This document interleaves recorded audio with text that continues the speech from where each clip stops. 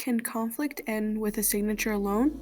In my opinion, I don't think that conflict can be resolved by signature alone, because everyone argues and fights at some point in their life until they can figure out some resolution that both people will be satisfied with. That is precisely what the US government and the Native Americans tried to do when they decided to sign the Fort Laramie Treaty. Were both terms and conditions followed? Did the following promise of, from this day forward, all war between the parties of this agreement shall cease forever? In the early 1800s, the United States had no idea what to do about many Native Americans in the way of westward expansion. The only way that the United States believed could deal with natives were through treaties. Treaties are to define and restore alliance and end war between nations. In other words, treaties are formal written agreements between nations. This is why the U.S. government put its focus on treaty making. Thomas Harvey, the former U.S. Superintendent of Indian Affairs, wanted to meet with the United States government and the natives to discuss terms and conditions. This meeting came to fruition in 1851 when the Congress of the United States approved to hold a meeting with all the natives located on the northern plains. The goal for this meeting was to assure peaceful relations with one another. Fort Laramie was the decided location to meet up. They decided to meet up at Fort Laramie because they were meeting with the Great Plain natives and they lived very closely to Fort Laramie. And many Indians were familiar with this place since it was a fur trading post. More than 10,000 Plain Indians came, men, women, and children. The U.S. sought to only talk to the men of the tribes. They wanted to speak with the men because the U.S. government knew that when it came to decision making, the men were always the ones making the decisions. Due to the overwhelming amount of people showing up at Fort Laramie, they had to move locations to Horse Creek. On September 17, 1851, one of the most important treaties between the U.S. government and Native Americans was signed. The tribes that signed agreed to allow travelers, railroad surveyors, and construction workers to enter tribal land safely. The U.S. government was to also establish posts and roads, pay for any wrongdoings of their people.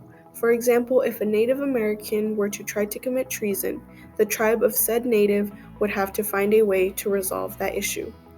They are also to select a head chief to deal with the U.S. government agents and seize any fighting between the U.S. government and Native Americans.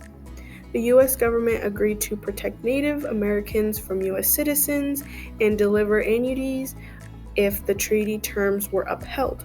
For example, Article 10 on the treaty states, for each female over 12 years of age, a flannel shirt or the good necessities to make it, and for each male over the age of 14, a suit of good substantial woolen clothing. The treaty soon had many problems. For example, there were few translators to interpret the treaty, and most tribes couldn't understand it because it was written in English. Another problem was that the government was accustomed to make decisions through certain elected officials, and tribes made decisions only when everyone came to consensus, causing these two cultures to clash. Most importantly, all parties of the treaty broke the treaty terms. Terms were violated by letting the U.S. citizens trespass onto native sacred lands. Over many years, the problems just started to increase. Red Cloud, a leader of the Oglala Lakota, declared that he would start a war with all travelers. 17 years later, the council met again at Fort Laramie.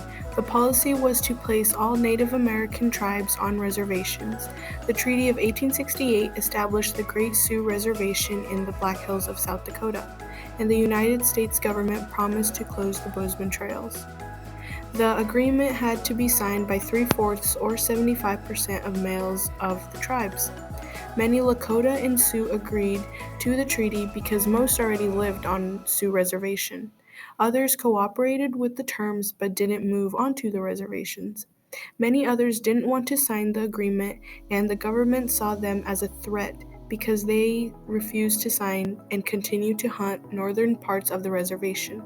8 years later, the United States government broke the terms following the Black Hills Gold Rush. The Black Hills Gold Rush led to Custer's expedition.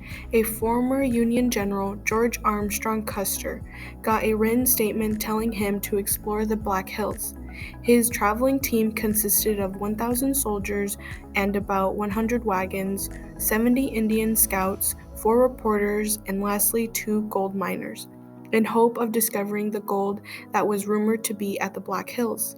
They soon found the gold, quote, right from the grassroots, end quote, but Custer knew that it legally belonged to the Sioux since it was their land.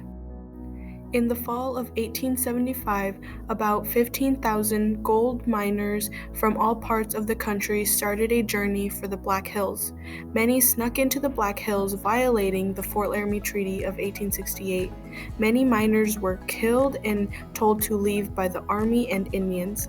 Later that year, Ellis Parker, the U.S. Commissioner of Indian Affairs, ordered that all Sioux living outside the reservation must move onto the reservation before January 31st, 1876, and everyone who didn't would be considered hostile.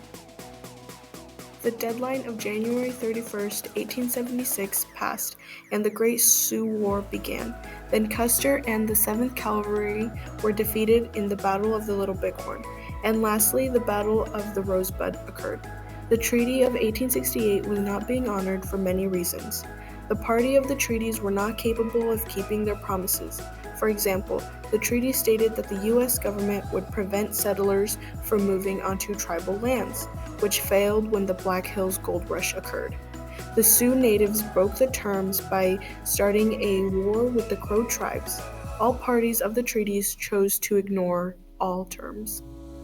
In conclusion, the treaties that were supposed to end conflict caused even more. Can conflict end with a signature alone? In my opinion, I don't think so. And the Fort Laramie Treaty of 1851 and 1868 are prime examples of how conflict can't just end because two nations sign a piece of paper.